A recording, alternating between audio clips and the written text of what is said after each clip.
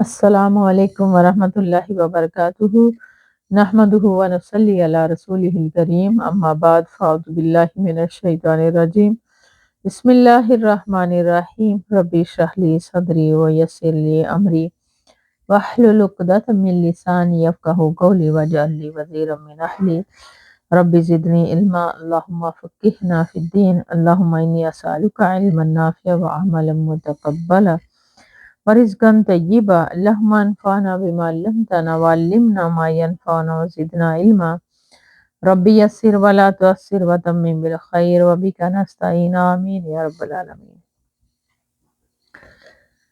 فخر و غرور اور خود پسندی حرام ہے۔ قال اللہ تعالی تلک الدار الآخرۃ نجعلها للذین لا یریدون علوا فی الارض ولا فسادا والعاقبۃ للمتقین۔ اللہ سبحانہ تعالیٰ نے ارشاد فرمایا یہ آخرت کا گھر ہم انہیں لوگوں کے لیے خاص کرتے ہیں جو دنیا میں بڑائی چاہتے ہیں، نہ فساد اور اچھا انجام پرہیزگاروں کے لیے ہے۔ بے شک وقال اللہ تعالی وَلَا تَمْشِ فِي الْأَرْضِ مَرَحًا، اور اللہ تعالیٰ نے ارشاد فرمایا کہ اور زمین میں اکڑ کر مت چل۔ وقال اللہ تعالی وَلَا تُصَعِّرْ خَدَّكَ لِلنَّاسِ وَلَا تَمْشِ فِي الْأَرْضِ مَرَحًا إِنَّ اللَّهَ لَا يُحِبُّ كُلَّ مُخْتَالٍ فَخُورٍ۔ اور نیز ارشاد فرمایا لوگوں کے لیے اپنا منہ مت پھیلا اور نہ زمین میں اترا کر چل، بے شک اللہ تعالیٰ ہر تکبر کرنے والے اور فخر کرنے والے کو پسند نہیں کرتا۔ تو سار خدہ کا للناس کے معنی ہے جو اپنا چہرہ لوگوں سے ازراہ تکبر پھیر لے، ایسا مت کر، اور مرحن کے معنی ہے اترانا۔ وقال اللہ تعالی ان قارون کان من قوم موسیٰ فبغى علیہم وآتیناہ من الکنوز ما ان مفاتحہ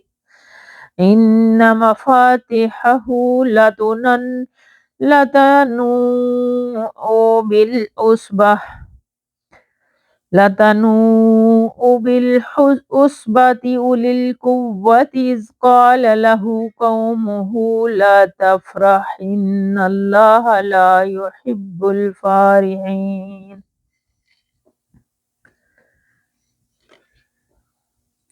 اور اللہ سبحانہ تعالیٰ نے ارشاد فرمایا بلا شبہ قارون موسیٰ علیہ السلام کی قوم سے تھا، بس اس نے ان پر سرکشی کی اور ہم نے اسے اتنے خزانے دیے کہ ان کی کنجیاں ایک طاقت اور جماعت بے مشکل اٹھاتی تھی۔ جب اسے اس کی قوم نے کہا اترا مت، یقیناً اللہ اترانے والوں کو پسند نہیں فرماتا اللہ تعالیٰ اس کے اس قول تک، پس ہم نے اسے اور اس کے گھر کو زمین میں دنسا دیا۔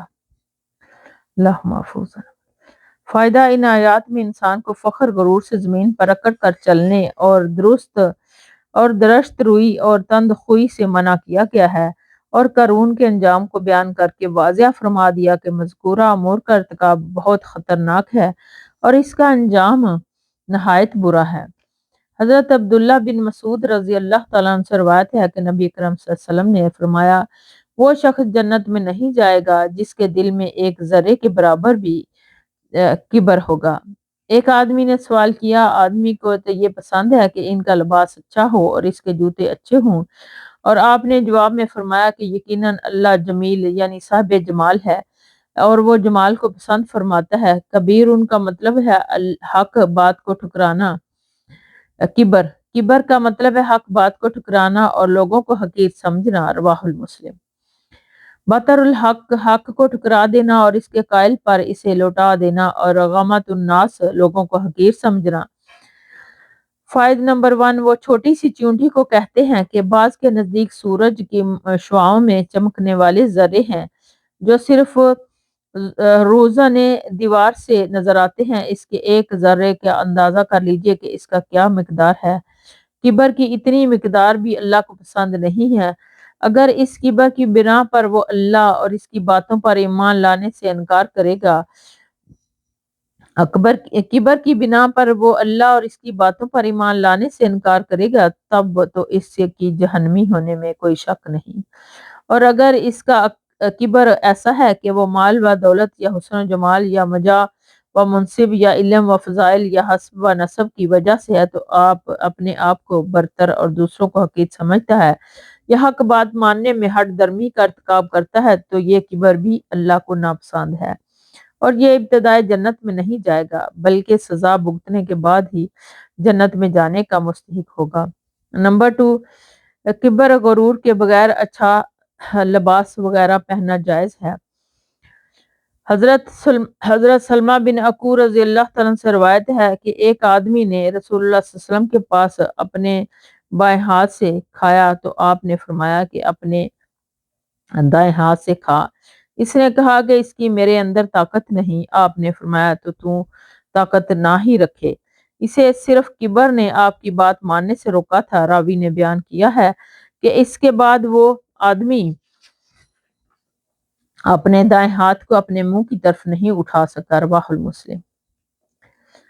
نمبر 1، یہ حدیث باب المحافظہ یعنی السنہ رقم 159 میں گزر چکی ہے۔ یہاں اسے دوبارہ کبر کی شناعت، قباحت اور متکبرین کے انجام کو بیان کرنے کے لیے ذکر کیا گیا ہے جو اس حدیث سے واضح ہے۔ نمبر 2، اور دور حاضر میں جو لوگ مغرب زدگی کی وجہ سے الٹے ہاتھ سے کھانے پینے کے عادی ہیں انہیں سے عبرت حاصل کرنی چاہیے۔ نبی اکرم صلی اللہ علیہ وسلم کے احکام کو نہ ماننے سے بہانے کرنا انسان کی تباہی کا باعث بن سکتا ہے۔ حضرت حارث بن وہب رضی اللہ تعالیٰ سے روایت ہے کہ میں نے رسول اللہ صلی اللہ علیہ وسلم کو فرماتے ہوئے سنا کہ آپ نے فرما رہے تھے کہ میں تمہیں جہنمیوں کی خبر نہ دوں، ہر سرکش، بخیل اور متکبر جہنمی ہے، رواہ البخاری و مسلم۔ اس کی شرح بابن دغا کے مسلمین میں گزر چکی ہے۔ فائدہ یعنی سرکشی اللہ کے حکام سے سرتابی ہے، بخل اللہ کی راہ میں خرچ کرنے سے گریز، اور تکبر ایسی مذموم صفات ہیں کہ ایسی صفات کے حامل لوگوں کو ٹھکانہ جنت نہیں دوزخ ہوگا۔ آذن اللہ منہ، آمین یا رب۔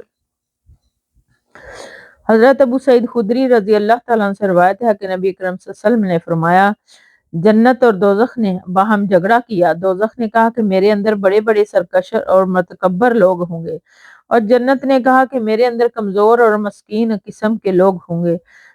تو اللہ نے ان کے درمیان فیصلہ فرمایا کہ اے جنت تو میری رحمت ہے، میں تیرے ذریعے سے جس پر چاہوں گا رحم کروں گا، اور اے دوزخ تو میرا عذاب ہے، میں تیرے ذریعے جسے چاہوں گا عذاب دوں گا، اور تم دونوں کے بھرنے کی ذمہ داری مجھ پر ہے، رواہ المسلم۔ فائد نمبر 1، یہ روایت باب فضل دفع المسلمین میں گزر چکی ہے۔ یہاں اس کے بیان کرنے سے مقصد سرکشی اور تکبر کے انجام و بد کی وضاحت کی ہے کہ متکبرین کا ٹھکانہ جہنم اور جنت کو اپنی رحمت کہنے کا مطلب مظاہر رحمت، اور جہنم کو اپنا عذاب کہنے سے مقصد مظاہر عذاب ہے۔ نمبر 2، اس میں اللہ کی مشیت کو جو ذکر ہے، جو اس کا مطلب یہ نہیں کہ وہ یوں ہی جسے چاہے جنت میں اور جسے چاہے جہنم میں بھیج دے گا۔ اس کی یہ مشیت اس کے لیے مقرر اصول کے مطابق ہی ہوگی۔ جنت میں جانے والوں کو وہ اعمال صالح کی توفیق سے نوازتا ہے جن سے ان کے لیے جنت کا راستہ آسان ہوگا، اور جو جہنم میں جانے والے ہوتے ہیں وہ معصیت کے دلدل سے ہی نہیں نکل پاتے، جس کا نتیجہ یہ ہوتا ہے کہ جہنم ان کا مقصد بن جاتی ہے۔ حضرت ابو ہریرہ رضی اللہ تعالیٰ عنہ سے روایت ہے کہ رسول اللہ صلی اللہ علیہ وسلم نے ارشاد فرمایا کہ قیامت والے دن اللہ تعالیٰ اس شخص کی طرف نہیں دیکھے گا جو اپنے پجامے یعنی شلوار اور تہبند وغیرہ کو فخر غرور سے ٹخنوں سے نیچے گھسیٹتا ہوا چلے، رواہ البخاری و مسلم۔ فائد نمبر 1، اس میں اللہ تعالیٰ کی دیکھنے کی نفی سے مراد رحمت سے دیکھنے کی نفی ہے۔ اللہ تعالیٰ متکبرین کو نظر رحمت سے نہیں بلکہ عتاب و غضب سے دیکھے گا۔ نمبر 2، ازار کپڑے کو کہتے ہیں جو جسم کے نچلے حصے کو ڈھانپنے کے لیے انسان پہنتا ہے، وہ پاجامہ یا شلوار ہو یا پتلون یا تہبند، عربی زبان میں اسے ازار کہتے ہیں۔ نبی کریم صلی اللہ علیہ وسلم نے تاکید فرمائی کہ یہ ازار مردوں کے ٹخنوں سے اوپر رہنی چاہیے، اس کا ٹخنوں سے نیچے ہونا تکبر کی علامت ہے اور متکبرین کا شیوا ہے، جس کا انجام اس حدیث میں بیان کیا گیا ہے، اعاذنا اللہ منہ۔ آج امت مسلمہ کے بہت سے افراد اس سے بے لذت گناہ کے دلدل میں پھنسے ہوئے ہیں۔ انہیں اپنی طرز زندگی کا ضرور جائزہ لینا چاہیے۔ بے شک حضرت ابو ہریرہ رضی اللہ تعالیٰ عنہ سے روایت ہے کہ رسول اللہ صلی اللہ علیہ وسلم نے فرمایا کہ 3 آدمی ہیں جن سے اللہ تعالیٰ قیامت والے دن نہ کلام فرمائے گا، نہ انہیں پاک کرے گا اور نہ ان کی طرف رحمت سے دیکھے گا، اور ان کے لیے دردناک عذاب ہوگا۔ بوڑھا، زانی، جھوٹا بادشاہ اور تکبر کرنے والا فقیر۔ رواہ المسلم۔ عائل فقیر اور محتاج یعنی ضرورت مند۔ فائدہ نمبر 1، اس میں بھی کلام نہ کرنے کا مطلب خوشی اور رضامندی سے کلام نہ کرنا، بلکہ اللہ غصے اور ناراضگی سے فرمائے گا۔ بدکاری ہر ایک کے لیے حرام ہے، وہ جوان ہو یا بوڑھا، لیکن ایک بوڑھے سے اس کا ارتکاب ہو تو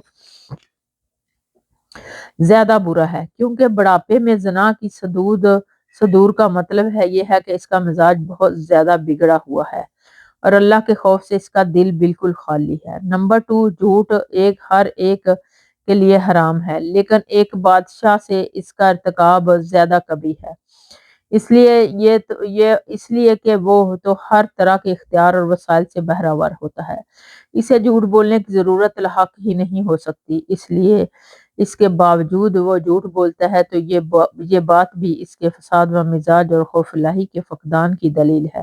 نمبر 3، اسی طرح فخر و غرور کا اظہار کرنے کے لیے بھی جائز نہیں، لیکن ایک فقیر نادار جو کبر اور برتری کے اسباب ہی سے محروم ہے اور وہ کبر کا اظہار کرے تو اس کا مطلب احکام الہی کا استخفاف اور خشیت الہی سے بے نیازی ہے، اس لیے اس کا اظہار کبر ایک مالدار کے اظہار کبر سے زیادہ شنیع اور قبیح ہے۔ حضرت ابو ہریرہ رضی اللہ تعالیٰ عنہ سے روایت ہے کہ رسول اللہ صلی اللہ علیہ وسلم نے ارشاد فرمایا کہ اللہ عز و جل فرماتا ہے کہ عزت میرا پہناوا ہے اور بڑائی میری چادر ہے، چنانچہ جو بھی ان میں سے کوئی ایک چیز مجھ سے کھینچے گا میں اسے عذاب دوں گا۔ رواہ مسلم۔ فائدہ نمبر 1، کھینچنے یا منازعات کرنے کا مطلب ہے کہ جو ان صفات سے متصف ہونے کی کوشش یا دعویٰ کرے گا، کیونکہ قوت و غلبہ، عزت و عظمت، کبریائی صرف میری صفات ہیں، جسے جتنی قوت یا عظمت حاصل ہے وہ میری ہی عطا کرتا ہے، وہ اس پر بطور شکر الہی میرا اطاعت گزار رہے، نہ کہ اپنی عظمت کبریائی کا ڈنکا بجانا شروع کر دے، جو ایسا کرے گا اس کا ٹھکانہ جہنم ہے۔ نمبر 2، اس میں انسانوں کے لیے سخت تنبیہ ہے کہ وہ اپنی قوت پر نازا نہ ہوں اور لوگوں کے سامنے متکبرانہ انداز اختیار نہ کریں۔ ویسے بھی انسان اگر اپنی اصل پر غور کرے تو اسے زیب ہی نہیں دیتا کہ وہ کبر کا خیال اپنے دل میں لائے، کیونکہ وہ نہایت لاچار اور مخلوق ہے۔ بے شک حضرت ابو ہریرہ رضی اللہ تعالیٰ سے روایت ہے کہ رسول اللہ صلی اللہ علیہ وسلم نے ارشاد فرمایا کہ ایک دفعہ ایک آدمی ایک جوڑے میں ملبوس چلا جا رہا تھا جس کے نفس نے اسے خود پسندی میں مبتلا کر دیا تھا، بالوں میں کنگھی کیے اور اپنی چال میں اتراتا تھا کہ اللہ نے اسے زمین میں دنسا دیا، پس وہ قیامت کے دن تک زمین میں دستا ہی چلا جائے گا۔ رواہ البخاری و مسلم۔ اللہ اکبر۔ مرجل رأسہ کے معنی ہے کہ کنگھی سے بالوں کو آراستہ کیے ہوئے تھا، یا تجلجلو 2 جیموں کے ساتھ یعنی زمین میں گستا اور اترتا چلا جائے گا۔ اللہ محفوظ فائدہ نمبر 1، اس سے معلوم ہوا کہ خوش پوشاکی اور حسن و جمال سے راستہ ہو کر انسان اعجاب نفس یعنی خود پسندی اور تکبر میں مبتلا نہ ہو، بلکہ ان نعمتوں پر اللہ کا شکر کرے، نہ کہ اپنی حیثیت کو فراموش کر کے متکبرانہ طور طریقے اختیار کرے۔ نمبر 2، اس سے مقصود صرف خبر دینا نہیں بلکہ ایسے ہوا، بلکہ ایسا اصل مقصود یہ تنبیہ کرنا ہے کہ اگر تم بھی ایسا کرو گے تو تمہارا بھی یہی حشر ہو سکتا ہے۔ اللہ محفوظ منہم۔ اس لیے ایسی حرکت سے ہرگز ممکن اجتناب کرنا چاہیے، اور اچھا لباس پہن کر اگر ایسا خیال دل میں پیدا ہو تو اللہ سے استغفار کرنا چاہیے، اور پھر بھی عجب نہ جائے تو ایسا لباس اتار پھینکنا چاہیے جو مبادا کہ انسان اللہ تعالیٰ کے عذاب کی گرفت میں آ جائے۔ اللہ محفوظ۔ حضرت سلمہ بن عقو رضی اللہ تعالیٰ عنہ سے روایت ہے کہ رسول اللہ صلی اللہ علیہ وسلم نے فرمایا، آدمی تکبر کا اظہار کرتا رہتا ہے یہاں تک کہ اسے سرکش لوگوں میں لکھ دیا جاتا ہے، پھر اسے وہی سزا ہوگی جو سرکش لوگوں کی ہوتی ہے۔ اسے ترمذی نے روایت کیا ہے۔ فائدہ، یہ روایت ضعیف ہے، یعنی رسول اللہ صلی اللہ علیہ وسلم کی طرف نسبت درست نہیں، البتہ دوسرے دلائل سے یہ بات ثابت ہے کہ جس طرح نیک لوگوں کی عادات خصائل اختیار کرنا پسندیدہ ہے، اسی طرح برے لوگوں کے برے طور طریقے اختیار کرنا ناپسندیدہ ہے۔ انسان جس قسم کے لوگوں کی مشابہت اختیار کرے گا اس کا شمار بالآخر انہی میں ہوگا۔ بتدریج اسی سانچے میں ڈال جاتا ہے، اسی رنگ میں رنگ جاتا ہے، پھر اسے جزا بھی اسی کے مطابق ملے گی۔ حسن اخلاق کا بیان۔ قال اللہ تعالی وَإِنَّكَ لَعَلَى خُلُقٍ عَظِيمٍ، وقال اللہ تعالی وَالْكَاظِمِينَ الْغَيْظَ وَالْعَافِينَ عَنِ النَّاسِ۔ اللہ سبحانہ تعالیٰ نے ارشاد فرمایا، اے پیغمبر بے شک تو بلند اخلاق کا مالک ہے، اور نیز ارشاد فرمایا اللہ سبحانہ تعالیٰ نے جنت ان لوگوں کے لیے تیار کی گئی ہے جو غصہ پی جانے والے ہیں اور لوگوں کو معاف کر دینے والے ہیں۔ آیت مذکورہ آیات میں نبی کریم صلی اللہ علیہ وسلم اور اہل ایمان اور تقوی کی اخلاقی خوبیوں کا تذکرہ فرما کر حسن اخلاق کی ترغیب دی گئی۔ حضرت انس رضی اللہ تعالیٰ عنہ سے روایت ہے کہ رسول اللہ صلی اللہ علیہ وسلم لوگوں میں سب سے زیادہ اچھے اخلاق کے حامل تھے، رواہ البخاری و مسلم۔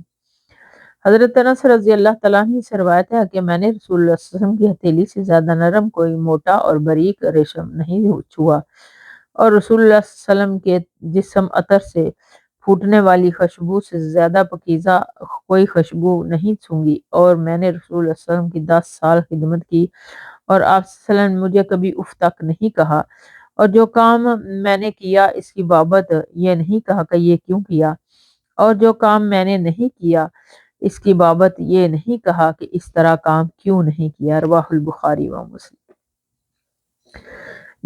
فوائد نمبر 1، رسول اللہ صلی اللہ علیہ وسلم مجسم خوشبو تھے۔ نمبر 2، 10 سالہ خدمت کے دوران خادم کو اس کے کسی کام پر نہ ٹوکنا اور نہ جھڑکنا، یہ حسن اخلاق کا وہ اعلیٰ ترین نمونہ ہے جس کی کوئی دوسری نظیر پیش نہیں کی جا سکتی۔ کاش امت بھی اپنے پیغمبر کے ان مکارم اخلاق کو اختیار کرے۔ اللہم ربنا جعلنا منہم۔ حضرت صعب بن جسامہ رضی اللہ تعالیٰ عنہ سے روایت ہے کہ میں نے رسول اللہ صلی اللہ علیہ وسلم کو ایک جنگلی گدھا ہدیہ کے طور پر پیش کیا، آپ نے اسے مجھے واپس لوٹا دیا۔ جب آپ نے میرے چہرے پر کبیدگی کے اثرات دیکھے تو فرمایا، ہم نے تیرا یہ ہدیہ اس لیے تجھے واپس کیا ہے کہ ہم حرام باندھے ہوئے ہیں، رواہ البخاری و مسلم۔ فائد نمبر 1، احرام کی حالت میں جس طرح محرم کے لیے شکار کرنا جائز نہیں، اسی طرح اس کے امام و ہدایت پر شکار کیے گئے جانور کا گوشت کھانا بھی اس کے لیے جائز نہیں۔ نیز محرم کی نیت سے کیے گئے شکار کا گوشت کھانا بھی محرم کے لیے ناجائز ہے، اس لیے آپ نے حمار وحشی کا ہدیہ واپس فرما دیا۔ نمبر 2، اس سے یہ بات بھی معلوم ہوئی کہ یہ ہدیہ قبول کرنے میں کوئی عذر شرعی مانع ہو تو اس کی وضاحت کر دینی چاہیے تاکہ ہدیہ بھیجنے والے کو رنج نہ ہو۔ نمبر 3، خیال رہے کہ بعض احادیث میں دوسروں کا کیا ہوا شکار کھانے کی اجازت منقول ہے، جبکہ اس حدیث میں اس کے برعکس اس کی ممانعت ہے۔ جمہوری علماء نے اس کے مابین یہی تطبیق بیان فرمائی کہ پہلی قسم کی حدیث اس صورت پر محمول ہوگی، غیر محرم شخص نے خود اپنے لیے شکار کیا ہو تو وہ اس میں سے کچھ ہدیہ محرم کو دے دے، یہ ہدیہ محرم کے لیے جائز ہے کہ وہ دوسری قسم کی احادیث اس صورت پر محمول ہوں گی کہ غیر محرم نے وہ شکار محرم ہی کے لیے ہے یا اس کے ایما پر کیا ہوا ہے، اس کا کھانا محرم کے لیے جائز نہیں۔ فتح الباری کتاب باب مذکورہ۔ اسی طرح شکار شدہ جانور جبکہ وہ زندہ ہو محرم کو بیچ دینا تاکہ وہ خود اسے ذبح کر لے، یہ بھی جائز نہیں۔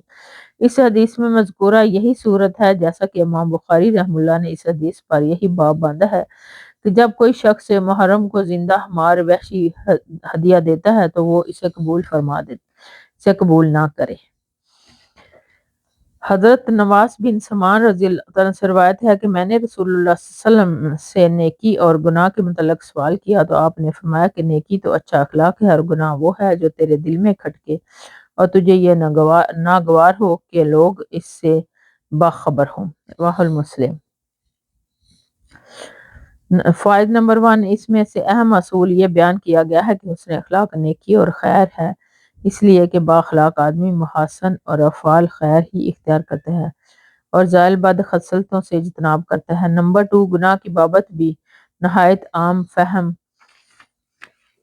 اصول بیان فرمایا ہے، اس لیے کہ ہر برے کام پر انسان کا ضمیر اسے ملامت کرتا ہے اور ملامت گروں کی ملامت سے بھی وہ خوف محسوس کرتا ہے، لیکن یہ صرف اس وقت تک ہی ہے جب تک کہ انسان کی فطرت مسخ اور دل مردہ نہ ہو، کیونکہ جب فطرت مسخ اور دل مردہ ہو جائے تو پھر بڑے سے بڑے گناہ بھی دل میں کوئی کھٹک پیدا ہوتی ہے، نہ لوگوں کا کوئی خوف ہی اسے محسوس ہوتا ہے، یا ایسے ہی ہے جیسے انسان کی قوت شامہ سونگھنے کی صلاحیت صحیح ہو تو وہ طفن اور بدبو کو محسوس کر اور سونگ لیتا ہے، لیکن ہر وقت کوڑے غلاظت کے ڈیر پر رہنے والے کی قوت شامہ اس طرح ختم ہو جاتی ہے کہ گندگی کے ڈیر پر بیٹھے ہوئے بھی اسے بدبو محسوس نہیں ہوتی۔ بے شک حضرت عبداللہ بن عمر بن عاص رضی اللہ تعالیٰ عنہ سے روایت ہے کہ رسول اللہ صلی اللہ علیہ وسلم نے نہ تو فحش گو تھے اور نہ تکلیف سے بد زبانی کرنے والے تھے، اور آپ فرمایا کرتے تھے کہ تم میں سے سب سے بہتر وہ شخص ہے جو تم میں سے اخلاق میں سب سے اچھا ہے۔ رواه البخاری و مسلم۔ فائدہ، اس میں نبی کریم صلی اللہ علیہ وسلم کے حسن اخلاق اور کمال شرافت کے ساتھ ساتھ اس امر کا بیان ہے جو زیادہ بلند اخلاق ہوگا اور لوگوں میں سب سے بہتر ہوگا۔ نیز نبی کریم صلی اللہ علیہ وسلم عادتاً اور تکلفاً کسی بھی طرح فحش گو نہیں تھے۔ حضرت ابو درداء رضی اللہ تعالیٰ عنہ سے روایت ہے کہ نبی کریم صلی اللہ علیہ وسلم نے فرمایا کہ قیامت والے دن مومن بندے کی میزان میں حسن اخلاق سے زیادہ باری کوئی چیز نہیں ہوگی، اور یقیناً اللہ تعالیٰ بد زبان اور بےہود گوئی کرنے والے کو ناپسند کرتا ہے۔ اسے ترمذی نے روایت کیا ہے اور یہ حدیث حسن ہے۔ البذی، وہ شخص جو بے حیا اور بےہودہ باتیں کرتا ہے۔ فائدہ نمبر 1، حسن اخلاق قیامت والے دن سب سے زیادہ نفع بخش ہوگا کیونکہ یہ دیگر سب عملوں سے زیادہ عمل باری ہوگا، لیکن صرف اس شخص کے لیے جو مومن ہوگا، غیر مومنوں کے لیے تو وزن اعمال ہی نہیں ہوگا۔ فَلَا نُقِيمُ لَهُمْ، ہم کافروں کے لیے ترازو ہی قائم نہیں کریں گے۔ نمبر 2، اسی طرح برے اخلاق کا حامل اور بہودہ گو انسان اللہ کے ہاں ناپسندیدہ ہے، جس کا مطلب ہے کہ ایسا شخص آخرت میں ناکام و نامراد رہے گا۔ حضرت ابو ہریرہ رضی اللہ تعالیٰ عنہ سے روایت ہے کہ رسول اللہ صلی اللہ علیہ وسلم سے سوال کیا گیا کہ کون سے عمل انسانوں کے زیادہ جنت میں جانے کا سبب بنیں گے؟ آپ صلی اللہ علیہ وسلم نے ارشاد فرمایا اللہ کا ڈر اور حسن اخلاق۔ اور پوچھا گیا کون سی چیزیں انسانوں کے زیادہ جہنم میں جانے کا سبب ہوں گی؟ آپ صلی اللہ علیہ وسلم نے ارشاد فرمایا منہ اور شرمگاہ۔ اسے ترمذی اور نے روایت فرمایا ہے اور فرمایا یہ حدیث حسن ہے۔ فائدہ نمبر 1، یہ حدیث بڑی جامع ہے۔ اللہ کے ڈر سے انسان کا اللہ کے ساتھ تعلق صحیح طور پر جڑ جاتا ہے اور حسن اخلاق سے وہ لوگوں کے حقوق میں کوتاہی نہیں کرتا۔ اسی لیے یقیناً یہ دو عمل ایسے ہیں جن کے ذریعے سے لوگ کثرت سے جنت میں جائیں گے۔ نمبر 2، اسی طرح منہ ہی سے انسان کے کلمات کفر بکتا ہے۔ غیبت، بہتان تراشی، گالی گلوچ اور بےہودہ گوئی یہ سب زبان کے کام ہے، اور شرمگاہ بدکاری کا باعث ہے۔ اس اعتبار سے یہ دونوں چیزیں انسان کو جہنم میں زیادہ لے جانے کا باعث ہوں گی۔ اس لیے ہر شخص کے لیے ضروری ہے کہ وہ اپنے آپ کو تقوی اور حسن اخلاق سے آراستہ کرے اور زبان اور شرمگاہ کے فتنوں سے آپ کو بچائے تاکہ آپ اس کی آخرت برباد نہ ہو اس کی آخرت برباد نہ ہو۔ حضرت ابو ہریرہ رضی اللہ تعالیٰ عنہ سے روایت ہے کہ رسول اللہ صلی اللہ علیہ وسلم نے فرمایا کہ سب سے زیادہ کامل ایمان والے وہ ہیں جو مسلمانوں میں سب سے زیادہ اچھے اخلاق والے ہیں، اور تم میں سے سب سے بہتر وہ لوگ ہیں جو تم میں اپنی عورتوں کے حق میں سب سے زیادہ بہتر ہیں۔ اسے ترمذی نے روایت فرمایا ہے۔ فائدہ نمبر 1، اس میں ایمان اور حسن اخلاق کے درمیان تلازم ایک دوسرے کے لازم ہونے کا بیان ہے، یعنی جو اخلاق میں جتنا کامل ہوگا ایمان میں بھی اتنا ہی کامل ہوگا، گویا کہ کمال ایمان کے لیے حسن اخلاق میں کمال ضروری ہے۔ نمبر 2، اسی طرح بیویوں کے ساتھ حسن معاملہ کرنے والا شخص بھی سب سے بہتر ہے، جیسا کہ دوسری حدیث میں بیان ہوا ہے۔ حضرت عائشہ رضی اللہ تعالیٰ عنہ سے روایت ہے کہ میں نے رسول اللہ صلی اللہ علیہ وسلم حضرت عائشہ رضی اللہ تعالیٰ عنہ سے روایت ہے کہ میں نے رسول اللہ صلی اللہ علیہ وسلم کو فرماتے ہوئے سنا، مومن یقیناً اپنے حسن اخلاق سے وہ درجہ پا لیتا ہے جو ایک روزے دار اور شب بیدار شخص کے حصے میں آئے گا۔ ابو داؤد۔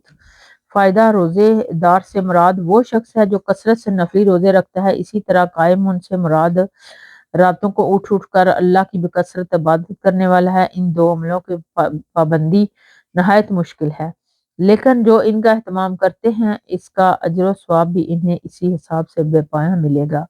لیکن حسن اخلاق سے راستہ شخص جو صرف فرائض کی ادائیگی کرتا ہے اور مذکورہ نوافل کا ادا نہیں کر پاتا، وہ بھی صائم و قائم کے درجے کو پا لیتا ہے۔ اس سے حسن اخلاق کی اہمیت و فضیلت واضح ہے۔ حضرت ابو امامہ باہلی رضی اللہ تعالیٰ عنہ سے روایت ہے کہ رسول اللہ صلی اللہ علیہ وسلم نے ارشاد فرمایا کہ میں اس شخص کے لیے جنت کے اطراف میں ایک گھر کا ضامن ہوں جس نے حق پر ہوتے ہوئے جھگڑا چھوڑ دیا اور اپنے حق سے دستبردار ہو گیا، اور اس شخص کے لیے جنت کے درمیان میں ایک گھر کا ضامن ہو جس نے مزاح کے طور پر بھی جھوٹ کا ارتکاب نہیں کیا، اور اس شخص کے لیے جنت کے بلند ترین حصے میں ایک گھر کا ضامن ہو جس کا اخلاق اچھا ہوا۔ یہ حدیث صحیح ہے، اسے ابو داؤد نے اسی سند سے روایت کیا ہے۔ الزعیم کے معنی ہے ضامن، ذمہ دار ہونا۔ فائدہ نمبر 1، جھگڑا ختم کرنے کے لیے اپنے حق سے دستبردار ہو جانا بہت بڑا عمل ہے۔ اسی طرح مذاق میں بھی جھوٹ بولنے سے گریز کرنے کا مطلب یہ ہے کہ یہ شخص شریعت اور اللہ تعالیٰ اور رسول صلی اللہ علیہ وسلم کے احکام کو بہت اہمیت دیتا ہے، اس لیے ایسے موقعوں پر بھی جھوٹ نہیں بولتا جن موقعوں پر بولنے کو لوگ زیادہ برا نہیں سمجھتے، بلکہ بہت سے لوگ تو شاید اس کے جواز کے بھی قائل ہوں، لیکن اللہ تعالیٰ کو عام حالات میں جھوٹ سے اجتناب بہت پسند ہے۔ نمبر 2، تاہم ان سب میں حسن اخلاق کی فضیلت زیادہ ہے کیونکہ مذکورہ کام بھی حسن اخلاق کے بغیر ممکن نہیں، یوں گویا حسن اخلاق کو سب سے برتری حاصل ہے۔ حضرت جابر رضی اللہ تعالیٰ عنہ سے روایت ہے کہ رسول اللہ صلی اللہ علیہ وسلم نے فرمایا قیامت کے روز مجھے سب سے زیادہ محبوب اور ہم نشینی کے اعتبار سے میرے سب سے زیادہ قریبی وہ شخص ہوگا جو تم میں سے اخلاق میں سب سے زیادہ اچھا ہوگا، اور تم میں سے مجھے سب سے زیادہ ناپسندیدہ اور مجھ سے سب سے زیادہ، اور قیامت کے روز وہ ہوں گے جو بہت بطونی تدا سے باتیں کرنے والے اور تکبر سے ماچھیں کھول کھول کر گفتگو کرنے والے ہوں گے۔ صحابہ کرام رضی اللہ تعالیٰ عنہ نے عرض کیا کہ یا رسول اللہ صلی اللہ علیہ وسلم، بطونی اور تدا سے تو باتیں کرنے والے کو تو ہم جان گئے، لیکن مستفیحی کون ہوتے ہیں؟ آپ نے فرمایا تکبر کرنے والے۔ اسے ترمذی نے روایت کی ہے، اسے حسن کہا ہے۔ بطونی اور تکلف سے گفتگو کرنے والا مشتدق، اپنے آپ کو فصیح اور اعلیٰ گفتگو کا حامل کرنے کے لیے گال پھیلا کر لوگوں سے لمبی گفتگو کرنے والا۔ متفحیق کن ان کا اصل فح کن ہے جن کے معنی بھرنے کے ہیں۔ یہ وہ شخص ہے جو بات کرتے ہوئے منہ بھر لیتا ہے اور چوڑا کر لیتا ہے اور دوسروں پر اپنی بڑائی اور برتری جتلانے کے لیے متکبرانہ انداز سے عجیب و غریب باتیں کرتا ہے۔ اور امام ترمذی نے حسن اخلاق کی تفسیر میں عبداللہ بن مبارک رحم اللہ کا یہ قول نقل کیا ہے، وہ خندہ رسائی سخاوت سے کام لینا اور کسی کو تکلیف نہ پہنچانا ہے۔ فائدہ، اس میں بھی حسن اخلاق کی ترغیب ہے اور غیر ضروری، غیر محتاط اور تصنع بناوٹ سے گفتگو کرنے اور اس کے ذریعے سے دوسروں پر رعب برتری جتانے سے اجتناب کرنے کی تاکید ہے۔ گویا کم بولنا اور سادگی سے گفتگو کرنا پسندیدہ ہے، اور اس کے برعکس زیادہ بولنا اور وہ بھی دوسروں پر ہکڑی جتانے کے لیے گفتگو میں تیزی و تراری دکھانا اور تصنع اختیار کرنا سخت ناپسندیدہ ہے۔ اللہم محفوظنا منہم۔ وآخر دعوانا ان الحمد للہ رب العالمین۔ سبحانک اللہم و بحمدک، نشہد ان لا الہ الا انت، نستغفرک و نتوب الیک۔ السلام علیکم و رحمۃ اللہ وبرکاتہ۔